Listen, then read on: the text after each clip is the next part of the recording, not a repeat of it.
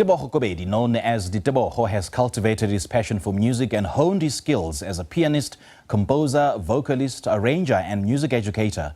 Growing up in the vibrant community of Sebokeng, his rich musical background reflects the diverse influences of his youth, shaping his unique sound and artistic expression. His debut single, also titled DiTeboho, is available on all the major musical platforms, marking the beginning of what promises to be an exciting musical journey and a taste of what his music appreciators can expect from his upcoming EP, Light a Candle. And he joins us now for more. DiTeboho, very good morning. Thanks for joining us. Welcome. Good morning, and good morning to the viewers as well. Such a pleasure to be here. It certainly is a pleasure having you join us this morning. First of all, what inspired you to pursue a career in music? Well, I mean, you know, they say that once the music bug has bitten you, it's too late. Of course. It got me from a very young age. I grew up just with an inclination towards sound and a passion towards music. And of course, like a lot of the South African musicians, I started in church, I started in high school, and there was no turning back from there.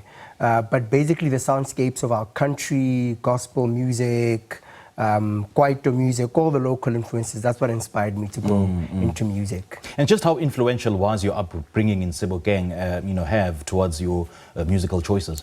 All right, so my late father was a musician as well. He played the guitar and played literally almost all the day. So hearing him play a lot of the times on his guitar, playing a lot of the blues, playing a lot of blues guitars. That's what really got me inspired. My brother as well was influential to some extent as well in my upbringing in music. Yeah. Let's talk about your latest single, DiTeboho, and I see it's taken from your name. What does it mean to you?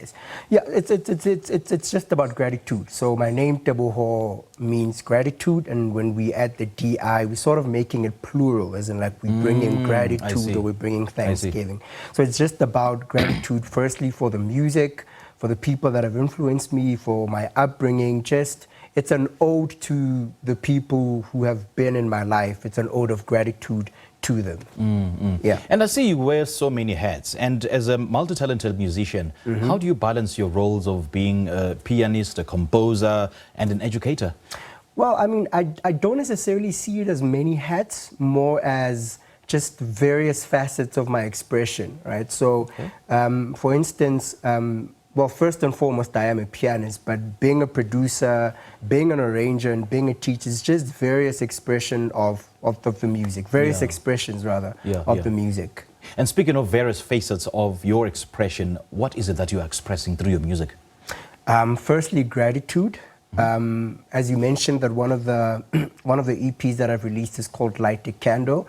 I'm trying to bring people to a point where they realize that, I mean, there's a lot going on in life. There's so much darkness, but there is a light that we are meant to shine, and that light can be found from within us. And who are your musical influences? Like, who do you look up to? Somebody or people who inspire you to push your music to greater heights? Oh, there's a lot. It's too many to mention. It's too many to mention. But definitely my close collaborators, my friends, they definitely inspire me so much. But if I'm going to bring up some names, Ndutuzo Makatene would come to the forefront. People like Bokani Daya, people like Abdullah Ibrahim, the late Moses Molelekwa, the late Begim Seleko, all of those people are my influences. And of course, like I said, the whole South African gospel canon of music has inspired me throughout my life. So anything from Joyous Celebration to Rebecca Malope, that's the music I grew up on. So that constantly inspires me. And having said that, how have they impacted your style and your musical compositions?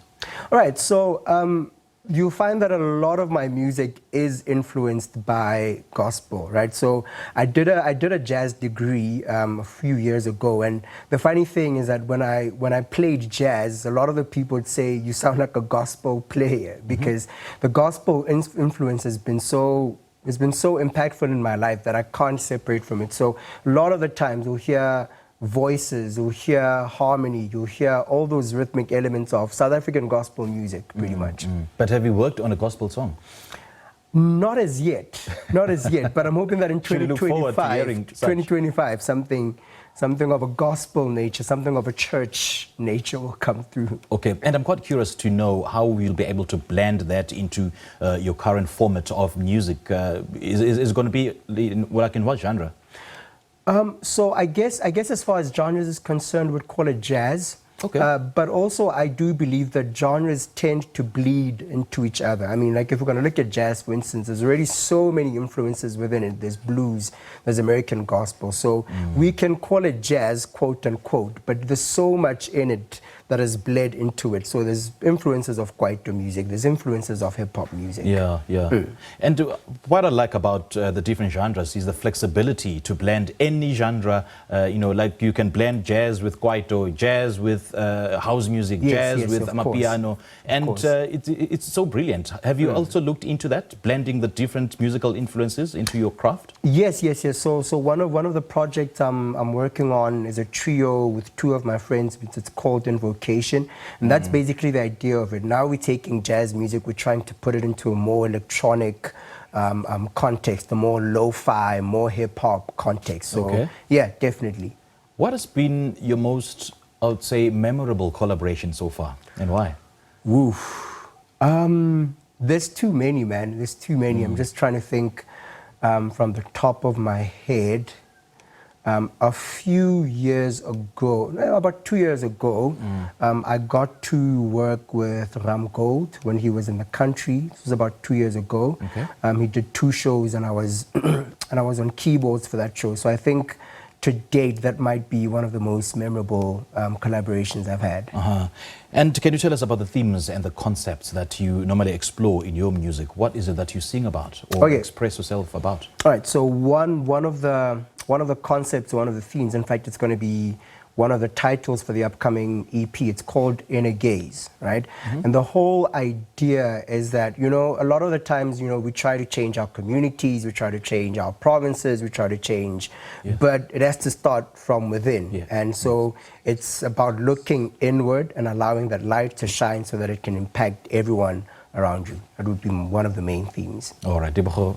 Great chatting to you, man. All the best, eh? Thank you so much. Appreciate it. Thank you. DiTeboho there talking to us about his musical journey as well as his dedication to use music to make an impact in the industry as well as his community.